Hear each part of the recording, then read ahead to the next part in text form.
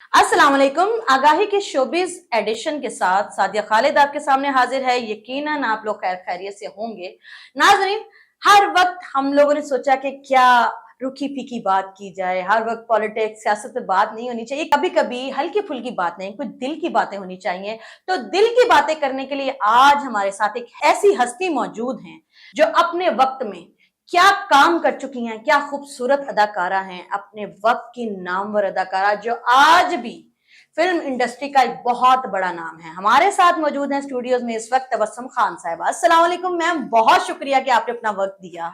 वालेकुम सलाम। सादिया कैसी हैं आप? अल्हम्दुलिल्लाह मैम, मैं ठीक हूँ। बहुत शुक्रिया आपने हमारे देखने वालों के लिए अपना कीमती वक्त निकाला। मैं सरजमीन चैनल की बहुत मशहूर हूँ कि उन्होंने मुझे इस काबिल समझा और मुझे अपने चैनल पे बुलाया। Thank you so much ma'am. Ma'am सबसे पहले मुझे बताएं कि ये खूबसूरती का राज क्या है, क्या खाती हैं आप कि मतलब आप और आपके दौर की जितनी भी मतलब जिसको देखो इतनी खूबसूरत, क्या खाते हैं, हमें कुछ टिप्स तो दें आप लोग। नहीं, खाना पीना क्या है, एक्चुअली ये है कि सादा खाना ही खाते हैं घर का। और ये है कि मैं जरा फ्रूट वगैरह ज्यादा खाती हूँ। हाँ, तो ये जो सर्जरीज वर्जरीज थी उस टाइम तो होती नहीं थी, तो मतलब वो आजकल जो प्लास्टिक सर्जरीज करके वो भी हड्डियां सोनियां नहीं लग रही होंगी, तो उसी सारे उस तो ज्यादा सोने, मतलब ये क्या है, कोई इनर ब्यूटी है या कोई स्पेशल आप लोग अपनी रूटीन ऐसी बनाती थी? जो जितनी भी फिल्म इंडस्ट्री से रेलिवेंट खवातीन थी, क्या करते थे आप लोग? क्या आपकी जो फिजिक थी वो भी मेंटेन थी, आपकी ब्यूटी जो थी वो भी बड़ी ग्लोइंग थी, मतलब मरी सुक्की सड़ी सी नहीं होती थी? क्या करते थे आप लोग? नहीं, एक्चुअली ये है कि खाना जो है, मेरी वालदा अल्लाह जन्नत नसीब करे, वो हमारे खाने पीने का बहुत ज्यादा ख्याल रखती थी। अच्छा। और फिर इसमें यह है कि जो नेचुरल चीजें हैं, दूध है, दही है, फ्रूट है, सब्जियां है, तो मैं गोश्त बहुत कम खाती हूँ। ये फ्रूट, सब्जियां, दूध, दही, इनका इस्तेमाल ज्यादा करती हूँ। मतलब ताजा चीजें खाने की वजह से होता है, तो ये मैटर करती हैं चीजें। हाँ, बिल्कुल अच्छा करती मैम, हैं। आपने माशाल्लाह से पंजाबी फिल्मों में काम किया, पश्तो फिल्मों में काम किया, उर्दू फिल्मों में, मतलब लातादाद फिल्मों में आपने काम किया है और 3 जुबानों में काम किया। सबसे पहले तो मुझे बताएं ये मुमकिन कैसे हुआ, इतना टैलेंट आया कहाँ से आप में? नहीं, एक्चुअली ये तो मुझे आए पठान आए मेरे पास तो कहते हैं कि जी तबस्सुम जी आपको हीरोइन लेना चाहती हैं। अब उस वक्त तो मेरा यकीन करें, इन पे ये था कि ये तो बड़े ये नंगे किस्म के डांस करवाती हैं, इस तरह की करती हैं, तो मैंने कहा नहीं भी नहीं नहीं। मेरी एक दोस्त थी, मैंने उसको रेफर कर दिया, मैंने कहा भाई तुम कर लो। अच्छा। तो वो तो काफी फिर को 8-10 साल उसके बाद कहीं जाके फिर मैंने जब मदर रोल स्टार्ट किए ना, तो फिर मैंने उनके साथ के मैं मदर रोल कर रही हूँ। अब मुझे आप कास्ट कर सकते हैं। सही। मैम आपने बहुत बड़े बड़े अदाकारों, बड़े नाम जो मेन स्ट्रीम सिनेमा के बड़े नाम थे, जैसे मोहम्मद अली मरहूम साहब, जेबा साहिबा, नदीम साहब, शबनम जी, नगमा जी, हबीब जी, मतलब बड़े नामों के साथ आपने काम किया है। सबसे पहले तो बताएं कि आपका वो तजर्बा कैसा रहा, और फिर ये भी जरूर बताइएगा कि आपने जो इतने सारे लोगों के साथ, सीनियर लोगों के साथ काम किया, तो आपने उन सबके साथ काम करने में सीखा क्या? उसमें एक्चुअली तो सादिया बंदा सारी जिंदगी सीखता रहता है। बेशक। ये कभी जो ये सीख एक ऐसा लफ्ज है कि कभी खत्म नहीं होता। बेशक। एक्चुअली ये है कि जितने भी मेरे सीनियर एक्टर थे, समझो अली बाई थे, जेबा आपी थी, अपना नगमा आपी थी, दीबा थी, इन सब से मैंने सीखा ये किस तरह बोलती हैं, किस तरह ये अपने संजय के लुक रखती हैं, और किस तरह आस्था बात करनी है, कहीं पे तेज बोलना है। तो यकीन करें मैंने इन्हीं सीनियर से सब कुछ सीखा। तो मैम वो कोई बकायदा क्लासेस लेके आते थे या वहां डायरेक्टर सिखाते थे, या कुछ ऐसा कुछ ट्रेनिंग का बंदोबस्त किया जाता था? क्योंकि वो अल्फाज का जेरो बम, लहजे का उतार चढ़ाव, ये कैसे मुमकिन होता था? एक्चुअली ये था कि हमारे डायरेक्टर्स उस वक्त, मैं पहले की बात कर रही हूँ, डायरेक्टर जो थे बहुत ही वो अक्लमंद, समझदार, सुलझे हुए थे। उनको पता था कि ये किस तरह इनसे काम करवाना था। फिर आर्टिस्ट भी जो थे वो भी अपने काम में इस कदर वो डीपली वो देखते थे काम को, और काम को काम समझते थे।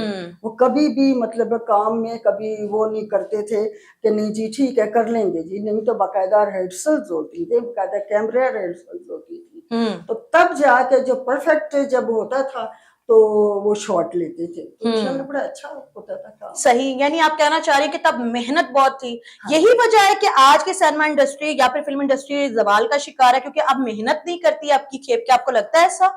वो ऐसे है ना कि अब जो एक्टर हैं, नई नई एक्टर हैं या नए नए एक्टर हैं, वो कहते हैं जी हम रातों रात जो है ना स्टार बन जाए। जी। तो रातों रात बंदा स्टार कैसे बन सकता है? हम्म। आपको चलना फिरना ही नहीं आएगा कि आपने पूरी रिहर्सल करनी होती है कैमरामैन के साथ कि देखें मैंने ये डायलॉग कहाँ बोलना है, कहाँ खत्म करना है, मैंने एग्जिट कहाँ से करना है, मैंने इन कहाँ से करना है। सही। तो वो मतलब है कि पूरी हम कैमरा के साथ रिहर्सल किया करते थे, तो तब जाके जो ना जो शॉट है ना वो परफेक्ट होता है।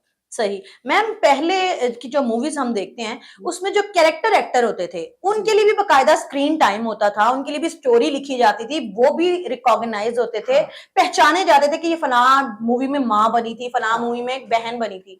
अब जो कैरेक्टर एक्टर हैं वो आते हैं जाते हैं, किसी को पता ही नहीं चलता, वो शो पीस की तरह इस्तेमाल हो रहे हैं। क्या आपको ऐसा लगता है? नहीं, वो आप बिल्कुल ठीक ठीक कह रहे हैं, बिल्कुल ऐसे ही है कि जब पहले की बात है कि वाकई जी ये रोल जो है ये तबस्सुम कर लेगी, ये रोल चूंकि मैंने कॉमेडी भी किए हैं, मैंने मदर रोल भी किए हैं, मैंने जो है अपना जो ये रोल है मतलब वैम्पिश रोल ये भी मैंने किए हैं, मतलब हर किस्म के मैंने रोल किए हैं। मैं कहती हूँ कि इस शोबे में आपको हर किस्म के रोल जो है ना अदा करने चाहिए। अच्छा मैम, एक सवाल पूछना चाहूंगी कि उस वक्त में तमाम ही जो फीमेल एक्ट्रेसेस थी, चाहे वो हीरोइन हो या फिर कैरेक्टर एक्टर्स हो, सभी माशाल्लाह बहुत खूबसूरत होती थी। तो कोई ऐसे सीन्स या सेट्स के ऊपर कोई वाकयात ऐसे होते थे जिसकी वजह से ये खूबसूरती मसला बनी हो, या कभी वो जो आपके हीरोज थे वो आपके लिए आगे हो, इधर नजर नहीं करनी, कुछ ऐसा होता था कभी? नहीं, ऐसा होता था कि अभी कोई 7-8 साल पहले की बात है कि एक विलन था तो वो मुझे ऐसे ही तबस्सुम जी इधर आए, जरा बात तो सुने, तबस्सुम जी इधर आए, तो शान उठ के खड़ा हो गया, अच्छा तो तुम इसके पास क्यों बैठी? मेरी बाजू पकड़ा और मुझे अपने पास जाके बिठा लिया। वाह, जबरदस्त। मैम, पहले फैमिली एटमॉस्फेयर होता था जो सेट्स होते थे फिल्मों के। अब सुनने में आया जो शोबिज इंडस्ट्री है कि अब ईगोइज्म बहुत ज्यादा है, मतलब ग्रुपिज्म है, हर कोई अपनी डेढ़ इंच की मस्जिद बना के बैठ गया। इसकी क्या वजह है? आपको क्या लगता है ऐसा क्यों हुआ है? फैमिली एटमॉस्फेयर तो खत्म हो गया सेट्स के ऊपर से। एक्चुअली पहले पुराने लोग थे वो इसी तरह ही थी, पुरानी आर्टिस्ट थी इसी तरह ही थी, जस्ट लाइक फैमिली। अब नूर साहब की बहुत सारी मैंने फिल्में की हैं, सैयद नूर साहब की, सैयद नूर साहब की, तो उनका हमेशा से फैमिली माहौल रहा है नूर साहब का।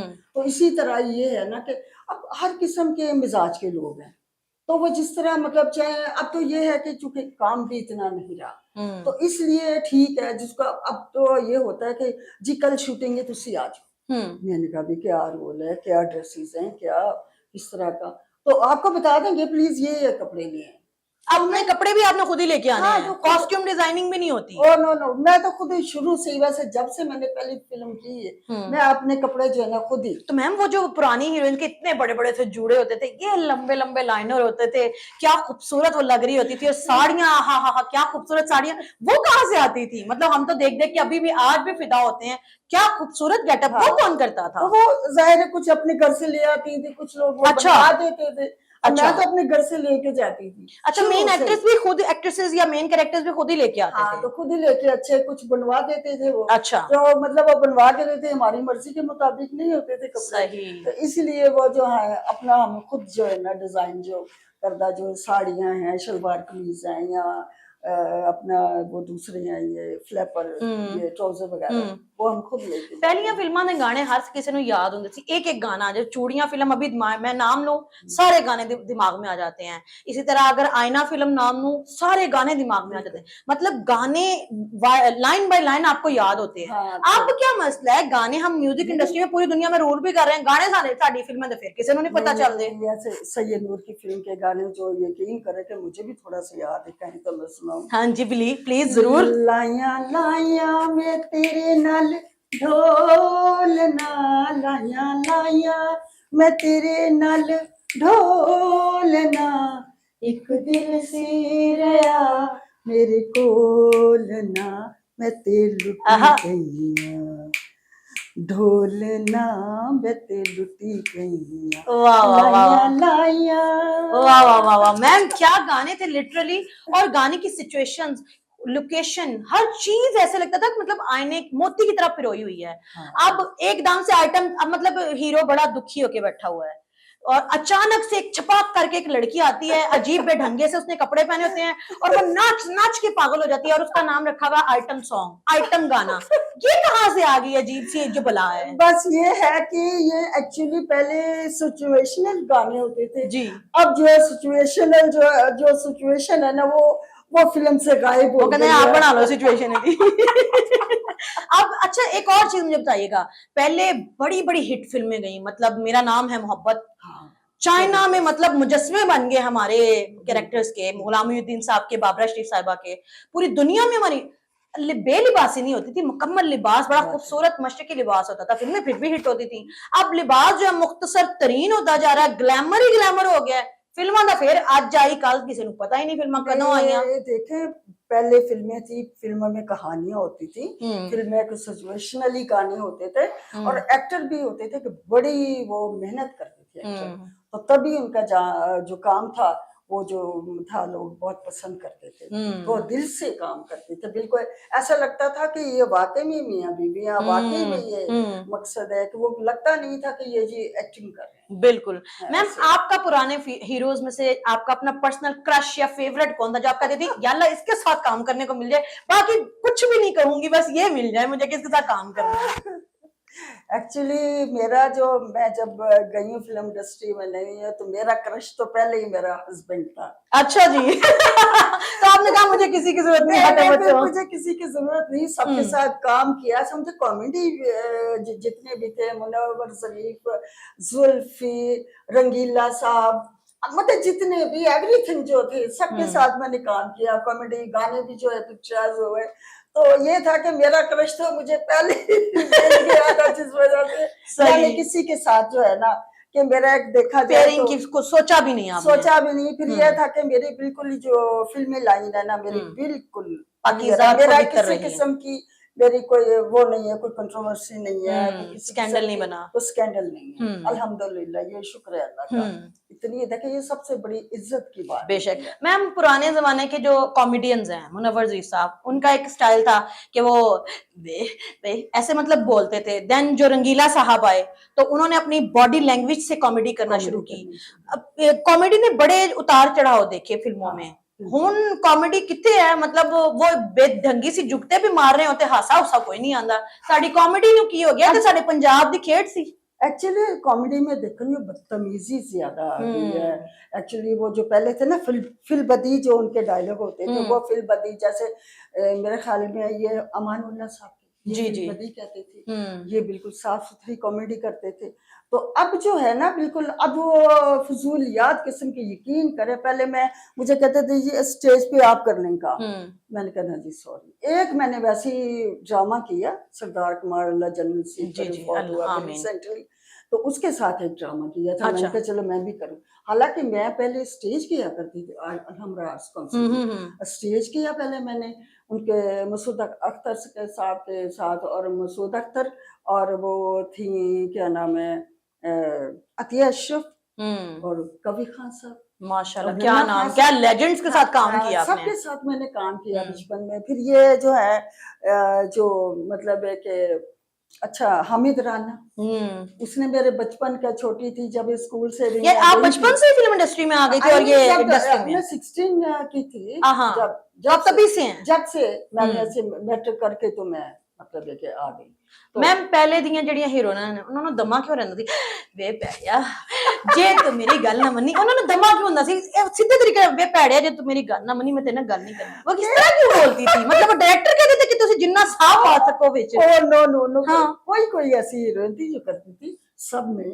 अच्छा। नहीं, हमें तो देखने में ऐसा लगता था हर दूसरी ये स्टाइल जो है ना, वो जितनी मुझे ये पता कि ये फिरदौस बेगम में ये ज्यादा था। हालांकि नगमा तो बड़ी यूं ठा करके पंजाबी बोलती नगमा, ये वो मेरी भी बहुत पसंदीदा एक्ट्रेस है नगमा बाजी। तो वो तो बिल्कुल वे वो तो ऐसे तो खड़क के बोलती बड़ी नहीं। खड़क के बोलती हाँ जी। अच्छा एक और गल दसो, ਇਹ ਸਾਡੀਆਂ ਜਿਹੜੀਆਂ ਪੁਰਾਣੀਆਂ ਫਿਲਮਾਂ ਨੇ जी जी ਇਹਦੇ ਚ ਹੀਰੋ गुस्से ਚ आया होया सिचुएशन ਤੇ ਉਹ ਜਿਹੜੀ ਹੀरोइन ਹੁੰਦੀ ਸੀ वो हीरोइन खेतों में क्यों चली जाती थी डांस करने के लिए? मतलब उसको पूरे दुनिया में जगह नहीं मिलती थी, खेतों में दगड़ दगड़ करके वो क्यों डांस कर रही होती थी? वो ये क्या सिचुएशन होती थी? वो देखिए ना, पहले गांव की लड़कियां होती थी, उनका घर में तो वो कर नहीं सकती, माँ बाप है घर में, किस कुछ इस तरह है, तो वो बाहर निकल तो हमारी जाते थे। सोसाइटी में तो ऐसा होता था छितर पड़ जाते, लेकिन फिल्मों में उनको मुबर्रा थी, वो खेतों में जाके और फिर 50 लड़कियां साथ, आहो नहीं आहो, आहो नहीं आहो। मतलब ये क्या कॉन्सेप्ट था, क्या उनके माइंड में था? एक्चुअली तो यही है ना कि घर में तो कोई भी रोमांस नहीं कर सकता, या गाने वाले इस तरह डांस नहीं हो सकता, तो फिर बाहर निकल जाते थे, खेतों में निकल जाते थे, छुपे हुए जज्बात खेतों में निकाले जाते थे। अच्छा मैम, आपके साथ हालांकि बातें करके बहुत अच्छा लग रहा है, लेकिन वक्त की कमी के बाद जाते जाते ये पूछना चाहूंगी कि आप हमारे जो देखने वाले हैं उनको क्या पैगाम देना चाहेंगी? सिनेमा बीन हो जाए या फिल्म इंडस्ट्री से वाबस्ता, शोबिस से वाबस्ता लोग, क्या पैगाम देना चाहेंगी? मैं उनको ये पैगाम देना चाहती हूँ कि जो हमारे अभी भी डायरेक्टर्स जो काम कर रहे हैं, तो मैं उनको ये पैगाम देना चाहूंगी कि देखें, अच्छी कहानी आप लिखवाएं, और जिसमें कोई किस्म का फाशिज्म ना हो, वो उसके गाने भी अच्छे हों, ढके छुपे गाने हों, और कहानी भी ज्यादा फोकस करें। अगर आपने फिल्म चलानी है अपनी, या आप समझते हैं कि अच्छे पढ़े लिखे या समझदार लोग आपकी फिल्म देखें, तो आपको कहानी पे फोकस करना होगा। कहानी बहुत ज्यादा मजबूत होनी चाहिए। गाने वाने तो ठीक है, चलते रहते हैं, लेकिन गानों में भी इस तरह करें कि कोई भी शरीफ आदमी, कोई भी शरीफ बच्ची जो पूरी फैमिली फिल्म देखने जाती है, तो वो इस किस्म का कोई इनको महसूस ना, वो आर महसूस ना हो कि हम ये क्या देखने आ गए हैं। तो यही मैं जो हमारी फिल्म जो बनाने वाले हैं, मेरा उनके लिए यही पैगाम है। तो बाकी ये है कि अब जो भी है, मतलब जैसी इंडस्ट्री है आपके सामने ही है, पर अल्लाह ताला जो है ना, मैं दुआ करती हूँ कि हमारी फिल्म इंडस्ट्री को अल्लाह ताला जो है ना, एक फिर से जो है ना इसको वाकफ करे, आमीन। और ये फिर से अरूज दोबारा से अरूज दे। आमीन। तो ये मेरी दुआ है फिल्म इस इंडस्ट्री के लिए।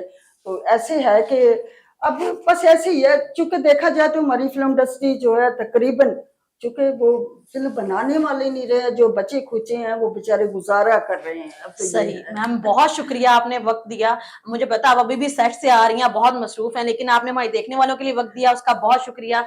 एक बात याद रखिए कि आपके हमसाये में जो लोग बैठे हैं ना, जिनको आप अभी फॉलो करते हैं, जिनकी फिल्में आप देख के पागल हो रहे हैं, जिनको आप अपना हीरो मान रहे हैं, वो म्यूजिक भी तुहाडा चुरांदे ने, और फिल्मां दी कहानी भी तुहाडी चुरांदे ने, और यकीन करें कि एक्टिंग सीखने के लिए वो आपके अदाकारों के ड्रामे ही देखते हैं। तो आप अपने टैलेंट की कदर करें, खुद को पहचानें, अपनी फिल्म इंडस्ट्री और अपनी ड्रामा इंडस्ट्री को सपोर्ट करें, अपने अदाकारों को सपोर्ट करें। आज के आगाही से मुझे और तबस्सुम खान जी को इजाजत दीजिए, मिलते हैं अगले प्रोग्राम में, तब तक के लिए अल्लाह हाफिज।